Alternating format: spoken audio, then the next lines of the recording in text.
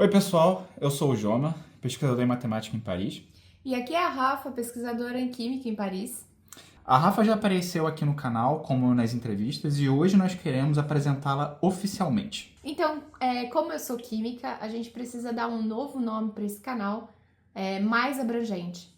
Então, por isso que o canal vai se chamar agora Vida Acadêmica. Um dos nossos objetivos principais do canal é de compartilhar as experiências que nós acumulamos na trajetória acadêmica. E por mais que eu tente passar conteúdo valioso para todas as áreas, a gente entendeu que a perspectiva da Rafa pode contribuir muito para as pessoas que têm interesse em áreas experimentais ou em ciência de modo geral.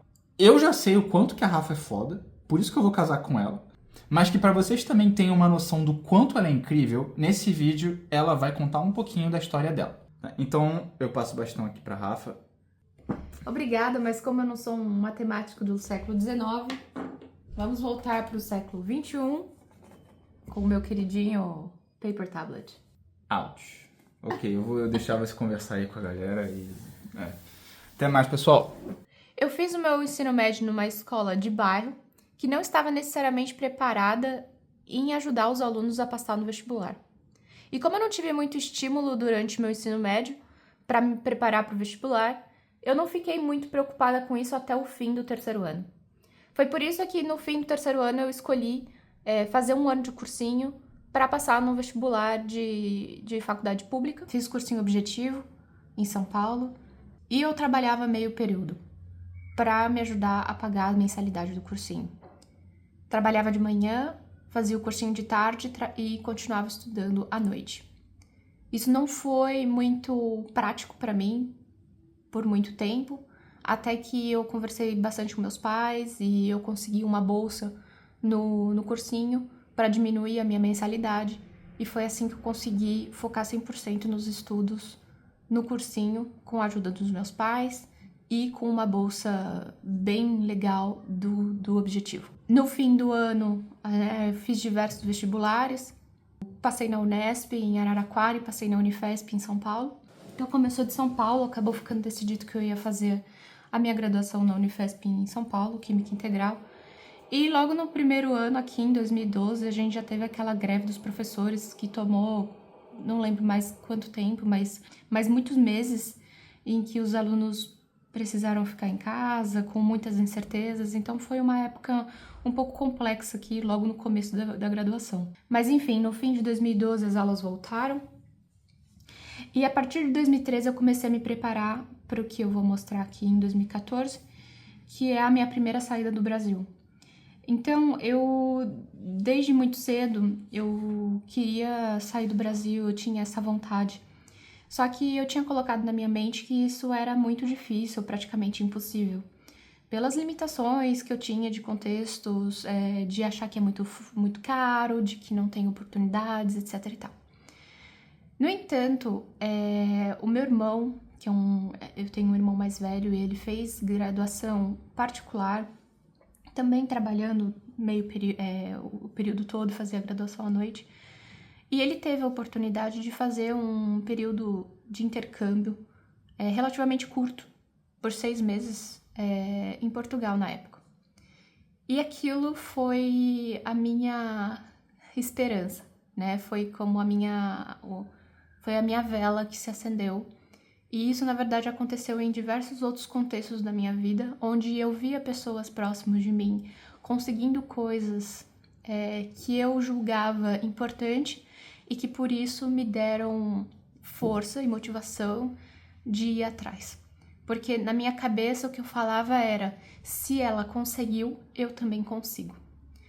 Então eu realmente pensei isso, falei, não, se meu irmão conseguiu, eu também consigo. E a partir de 2013 eu comecei a procurar as oportunidades para sair do Brasil. E daí, na época, a gente tinha, se vocês são dessa época, ou se vocês se lembram, a gente tinha o Ciências Sem Fronteiras.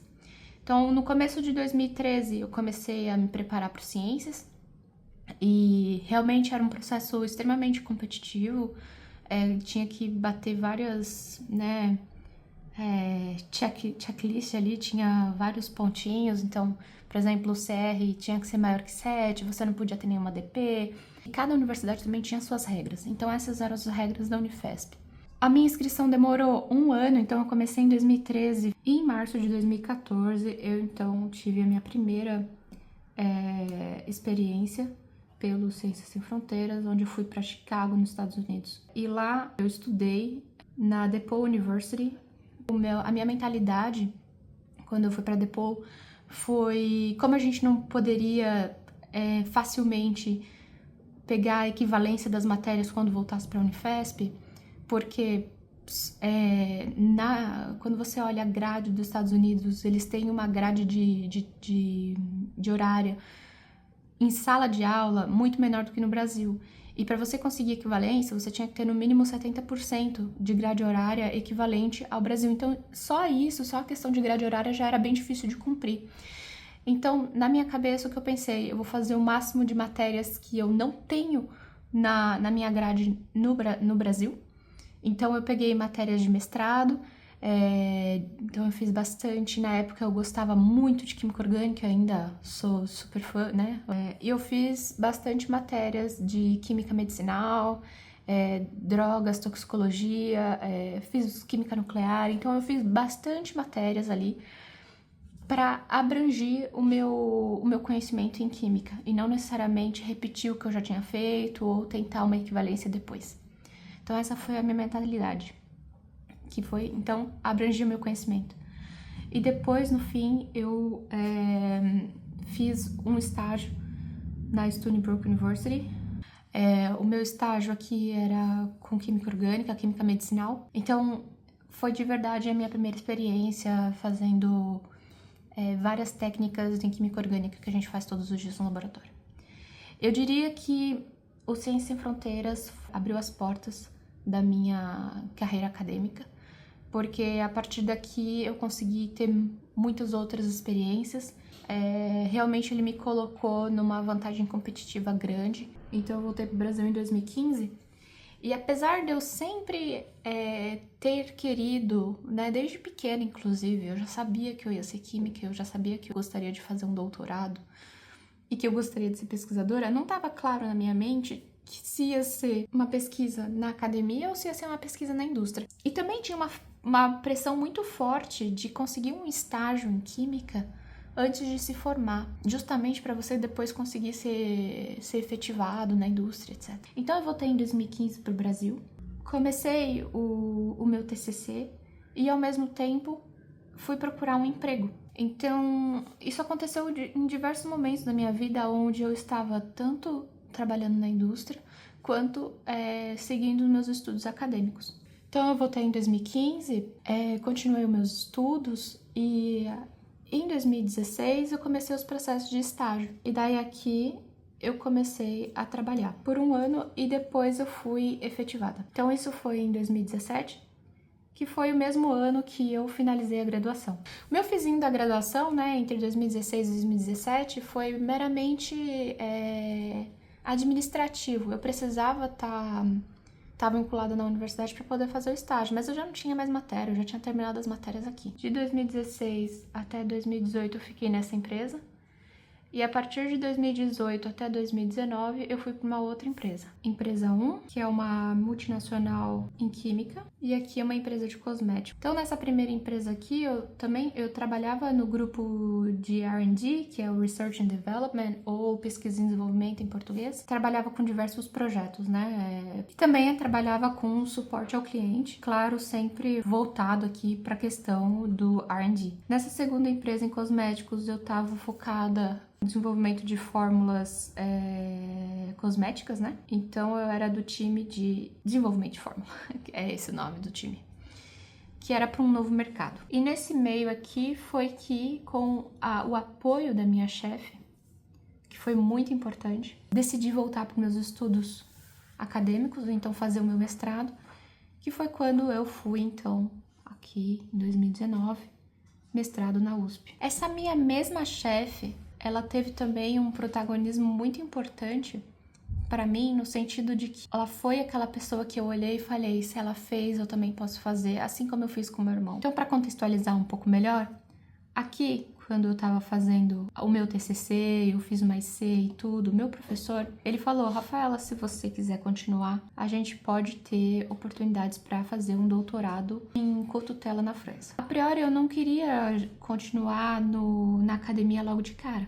Eu tava trabalhando, mas aquilo ficou na minha mente. Foi uma sementinha que foi plantada bem aqui. E essa minha chefe lá em 2019, ela tinha feito um mestrado na França. E então foi quando eu pensei, se ela conseguiu, eu também consigo. No meio do meu mestrado em Química, foi quando eu tive a minha segunda oportunidade para sair do Brasil. Eu fiz um estágio de 2 meses na República Tcheca. Na época, o meu projeto do mestrado, ele era para fazer filmes finos. Então aqui no meu estágio da República Tcheca eu trabalhei com membranas de filtração de água. Trabalhei lá por 2 meses. E foi durante essa experiência que eu fiz a minha inscrição para o programa. Depois de alguns meses eu estaria participando. Em 2020, setembro de 2020, eu fiz o meu PhD track na École Polytechnique. Então, como eu falei, foi durante essa experiência eu fiz a minha inscrição. Então foi mais ou menos em janeiro. E no fim de abril, maio, algo assim, eu tive a resposta positiva de que eu passei. Óbvio que teve diversas etapas. Depois eu posso fazer um outro vídeo contando mais detalhes sobre essa aplicação e as etapas. No fim de setembro, eu já estava aqui na França, foi quando eu cheguei, fazendo o meu M2. E daí você tá se perguntando, mas calma, você tava fazendo mestrado na USP, né? Sim, eu tava terminando. Então foi um pouco correria pra mim. Era Covid, né? Eventualmente eu recebi essa resposta positiva do PhD Track. E eu falei pro meu professor, professor, eu preciso terminar o meu trabalho. E consegui, então, finalizar o meu projeto. Um pouco na correria, mas consegui. E em setembro de 2021... no mesmo, como era esse programa PhD Track, eu comecei então o meu PhD em Química Orgânica e Química de Materiais. E agora, em 2024, eu comecei o meu pós-doc. Gente, de uma forma bem geral, passando por cima de muitos detalhes, esse é o meu percurso, foram as coisas que eu fiz. Então, como vocês puderam ver, eu tive diversos momentos onde eu tava trabalhando e estudando ao mesmo tempo, trabalhando na indústria, continuando meus estudos na academia, por escolhas, por questões financeiras. Então não foi necessariamente o caminho mais óbvio, mas me trouxe diversas qualidades e diversas experiências que eu não poderia ter se eu não tivesse feito dessa forma. Nem sempre o seu caminho vai ser tão óbvio, mas é importante a gente seguir firme com as nossas crenças e também aproveitar essas experiências. É importante a gente aproveitar as experiências que nos são dadas, as oportunidades que aparecem. Então é isso, pessoal. Eu espero que eu possa contribuir bastante para esse canal, com as pessoas que têm dúvidas, questões sobre matérias experimentais de forma geral. Estou animada com essa nossa nova colaboração. Um beijo pra todos e é isso aí. Um abraço.